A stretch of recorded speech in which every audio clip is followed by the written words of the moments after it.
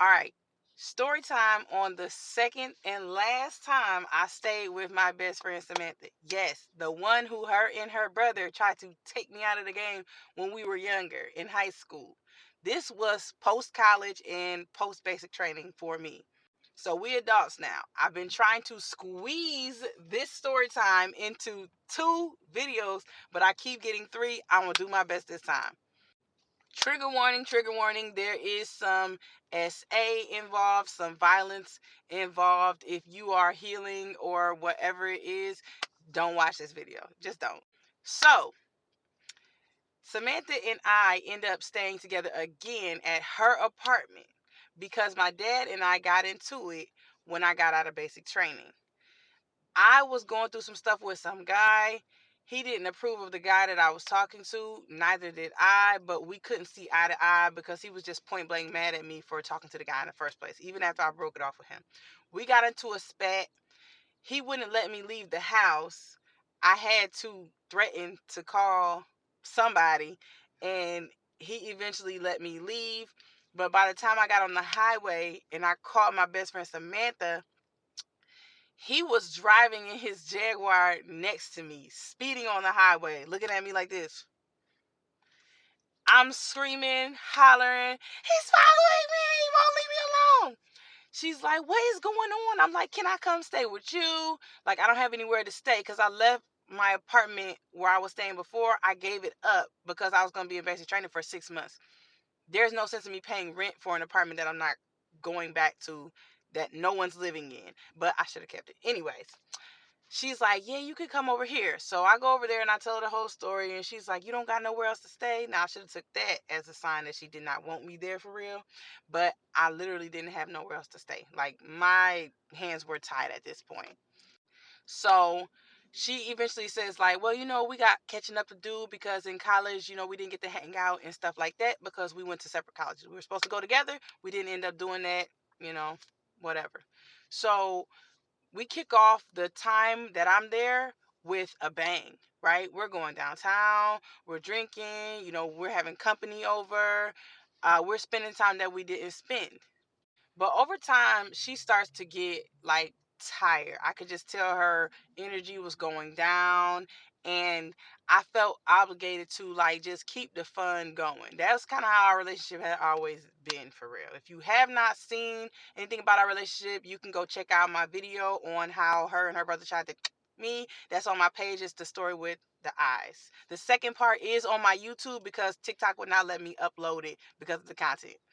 YouTube Project Rehab Tubies. So I noticed she's running out of energy, and when we would go downtown, she was getting real nitpicky about what I would wear, and it wasn't fun no more. Like, she didn't want me to dress up anymore because she didn't feel like dressing up, or she was feeling insecure about her body. So she wanted me to wear jeans instead of a dress, or like that. Or if I do my eyebrows, she want me to do her eyebrows. Or if I'm gonna put mascara on and she's like, well, I'm not doing all of that, why you gotta do all of that? So I wanted to really dress up and put clothes on and make makeup and stuff because at the time I had my head shaved.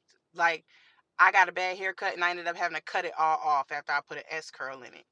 And often I would be mistaken for a man. And I didn't want to be mistaken for a guy downtown. That wasn't what I was going for at that time. Or not at all. But we ended up going downtown this one night in particular, and I dressed down. I put on jeans and a cute top. She puts on leggings and a cute top. We end up going downtown, and these girls walk in. We're sitting at the wall in the bar. These girls walk in. They're dressed up really, really nice, and she mentions them. I say, oh yeah, they really, they look like they was going to the ball with Cinderella. They was dressed up, and I wasn't hating or nothing like that. I was just like, they look nice. And she's like, they keep looking over here at us. So the whole time, the duration that we were at the bar, they're looking back, we're looking over, they're looking back, we're looking over. I don't I don't know. I'm wondering if they gay. Like, I don't know what. So her and I, we too funny motherfuckers. Like, we just too funny people. And we laughing back and forth, ha ha he he. And she said something, I spit my drink out, and maybe about a minute or two after that, we see one of the girls wiping the other girl's back with a napkin. So My best friend says, do you think that when you spit your drink out that some of it got on her? Now mind you, where we're sitting versus where they're sitting at the bar, they're like 3 to 4 feet away from us. I'm like, I seriously like doubt that, because it's impossible. So the bartender comes up to us about 4 minutes later and he says, you two have to leave, or you're gonna have to go apologize to that girl right there with the dress on because she says that you spit on her. I say, hold on, I did not. And he says, either way, I called the police already, they're on their way. I'm like, the police? So my best friend's like, what?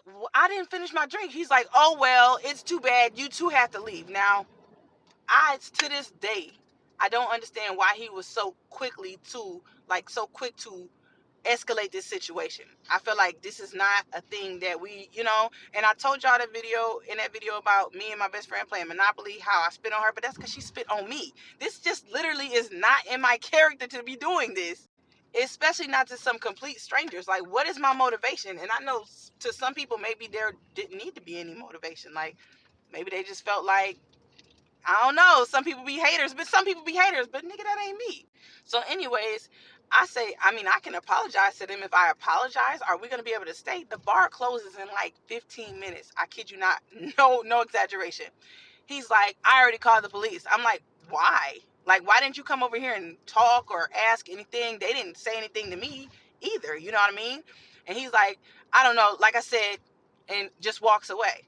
I'm like, is it because I ain't tipping him all like that? Like when those ladies walked in, people were buying them drinks and stuff like that. Maybe he felt like his money was coming from them and he didn't want to scare them off. I don't know. Maybe he was trying to appease to them. Maybe he was trying to spend. I don't know what the situation was. Or maybe they thought we was some gay couple. Maybe that's why they kept on staring at us. I have no clue.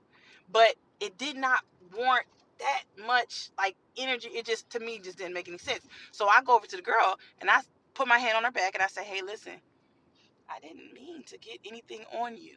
I was laughing at a joke my friend was telling me, but I do apologize. I didn't know that I did.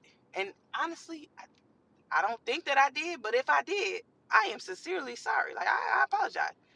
She looked me dead in my face and said, you did it on purpose. I saw you and her laughing about it afterward. So on and so forth. I said, what? No. Like, seriously, we weren't laughing at you at all.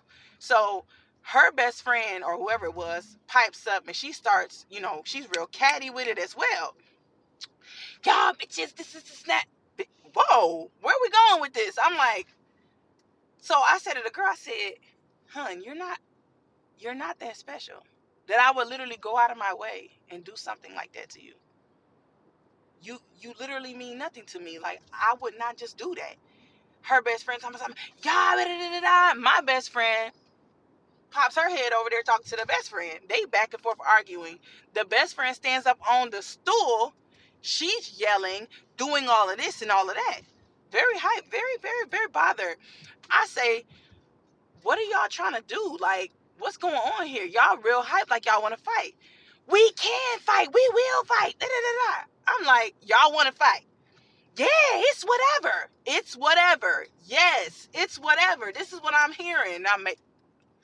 I say, okay, outside. They say, yes. I said, well, we got to go. Because I looked up and I see the police coming in. I said, well, we got to go.